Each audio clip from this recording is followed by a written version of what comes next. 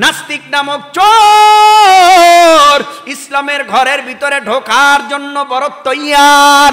সবাই চুপ, কোনো কথা কয় না। টুপিওয়ালাও চুপ, পাগড়িওয়ালাও চুপ, দাড়িওয়ালাও চুপ, দাড়িবিহীনওয়ালারাও চুপ, আলেমরাও চুপ, গায়রে আলেমও চুপ, কেউ কথা কয় না। অথচ মাঝে মাঝে আমার নবীরে সন্ত্রাস বলে বেঈমানেরা গালি দেয়। ঘরের মধ্যে চোর ঢুকছে। চোর কি ঢুকছে? ভাই সজাগ, চোর দেখা চুপ। ভাবি সজাগ, চোর দেখা চুপ। মায় সজাগ, চোর দেখা চুপ। বাবাই সজাগ, চোর দেখা চুপ। কারণ ঘরের সবাই সজাগ বটে, কেউ কথা কয় না। সুযোগ পাইয়া চোরায় 2-3টা গাট্টি বানলো সব মালামাল, আস্তে করিয়া ঘর থেকে বের হইয়া যায়, তখনও কেউ কথা কয় না। ব্যাপারটা কি? চোরাই দিয়ে সব লয়া যায়। এরে নবীর উম্মতের দল, একটু জবাব চাই। সব মালামাল গাট্টি ভইরা সব চোরাই চুরি কইরা নিয়ে গেল। সজাগ সবাই ছিল বটে, কেউ কোনো কথা বলল না। একটু আওয়াজ দিয়া দিবা কি এ রায়পুরের মুসলমান, চোরার দোষ না ঘরওয়ালার দোষ? কার দোষ? ঘরওয়ালার দোষ কেন? যদি ভাবি কইতে চোরাইছে ধর, ভাই যদি বলতো চোরাইছে ধর, মাই যদি বলতো চোরাইছে ধর, বাবাই যদি বলতো চোরাইছে ধর, এলাকার সবাই সজাগ হইয়া চতুর্দিক দিয়া ব্যারিকেড দিয়া বলতো দেখ চোরাইছে ধর, তাহলে চোর কোনো দিনেই একবার যদি ধোলাই খাওয়ার মতো খাইতো, কোন চোর আর ঘরের মধ্যে ঢোকার সাহস পেত না, ঠিক কিনা? নাস্তিক নামক চোর ইসলামের ঘরের ভিতরে ঢোকার জন্য বড় তৈয়ার। সবাই চুপ, কোনো কথা কয় না। টুপিওয়ালাও চুপ, পাগড়িওয়ালাও চুপ, দাড়িওয়ালাও চুপ, দাড়িবিহীনওয়ালারাও চুপ, আলেমরাও চুপ, গায়রে আলেমও চুপ, কেউ কথা কয় না। অথচ মাঝে মাঝে আমার নবীরে সন্ত্রাস বলে বেঈমানেরা গালি দেয়।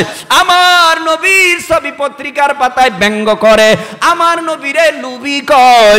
আমার নবী নাকি একাধিক বিয়া করেছেন যৌবনতার তাড়নায়। কত উল্টা পাল্টা কথা বেঈমানেরা কয়, সবাই চুপ থাকে। এরে নবীর উম্মতের দল আর চুপ নয়। যদি আমরা এমন স্লোগান দিতাম, রাজনৈতিক ব্যানার আলাদা আলাদা আলাদা আলাদা, যে যেই দল করো স্বাধীন দেশে করতে পারো, অসুবিধা নাই। কেউ আওয়ামী লীগ, কেউ বিএনপি, কেউ জাতীয় পার্টি, কেউ হেফাজত, কেউ জমিয়াত, কেউ খেলাফত, কেউ চরমনাই, কেউ জামাত, ভিন্ন ভিন্ন দলের মধ্যে এক একজন আছে। এর নবীর উম্মত একটু জানতে চাই, মোহাব্বতের নজরে জিব্বা নাড়াইয়া বলো, আমাদের কালেমা এক নাকি আলাদা? আমার মাথায় যেই টুপি তোমার মাথায় সেই টুপি না। আমার মাথায় পাঁচকল্লি, তোমার মাথায় জালি, তোমার মাথায় গোল, তোমার মাথায় অন্য খাড়া টুপি অথবা কিস্তি টুপি। টুপি তো মাথায় দিলেই হয় আর সুন্নাত আদায় হলেই হয়। টুপি নিয়ে তো কোনো আমাদের মধ্যে ভেদাভেদ থাকার কথা। আরে কথা কয় না কেন?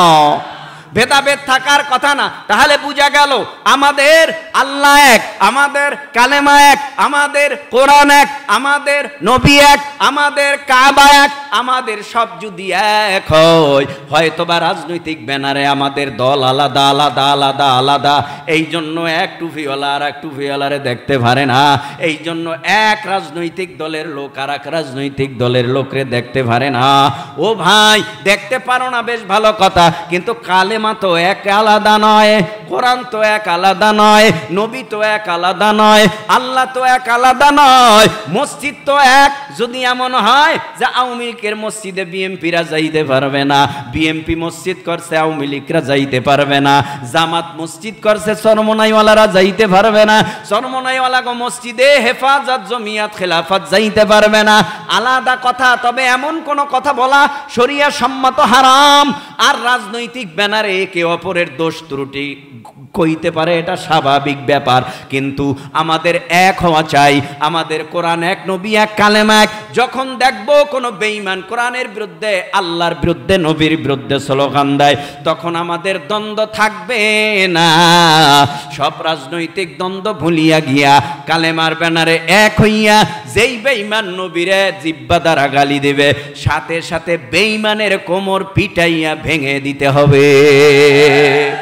যদি এমন হতো সকলের স্লোগান, আমার ধারণা এক নাস্তিক ধোলাই খাওয়ার মতো খেলে ভবিষ্যতে কোন নাস্তিক নবীর বিরুদ্ধে কথা বলার সাহস পেত না।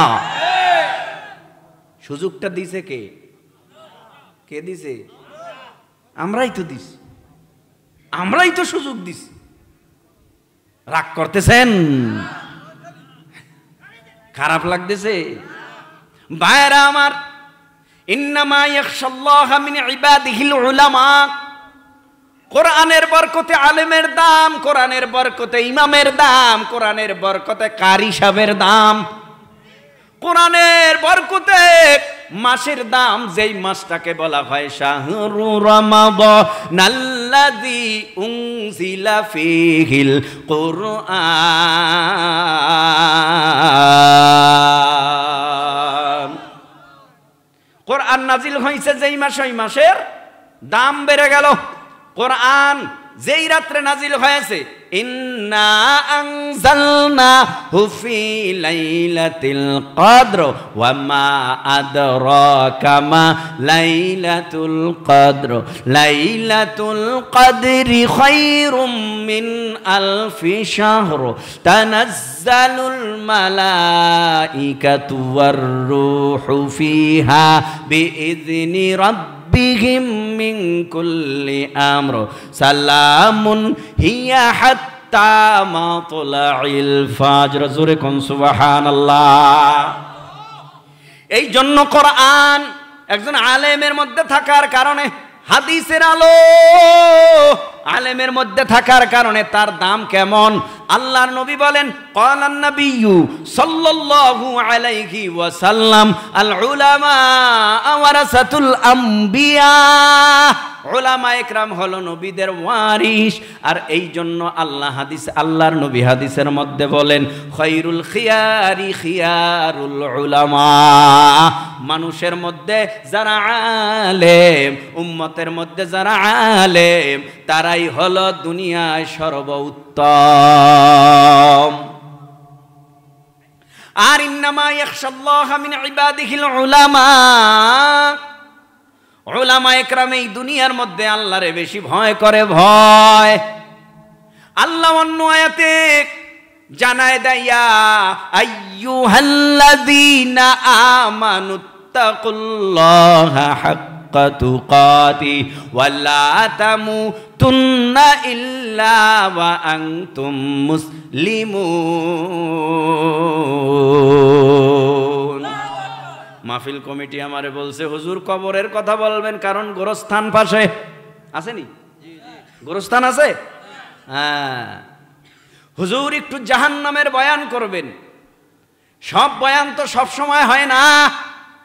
এ নবীর উম্মত, যত ওয়াজই করি না কেন, সব ওয়াজের মূলে তো হলো ঈমান ঠিক করা, আমল ঠিক করা। ঠিক কিনা জোরে বলেন? ঈমান ঠিক করা, আমল ঠিক করা। সব কিছুর মূলে হলো কবরের সামান আমাদের জোগাড় করে কবরে যাওয়া। হাকিকত সে তু দুনিয়া বেখবর হ্যায়, দুনিয়া কি নুমাইশ পর নজর হ্যায়। নমি গুয়াম কে আজ দুনিয়া জুদা বাস, বাহার কার কে বাসি বা খুদা বাস। মৌতো কাসিন কুল্লু নাসিন শারেবু, কবরু বাইতিন কুল্লু নাসিন দাখিলু।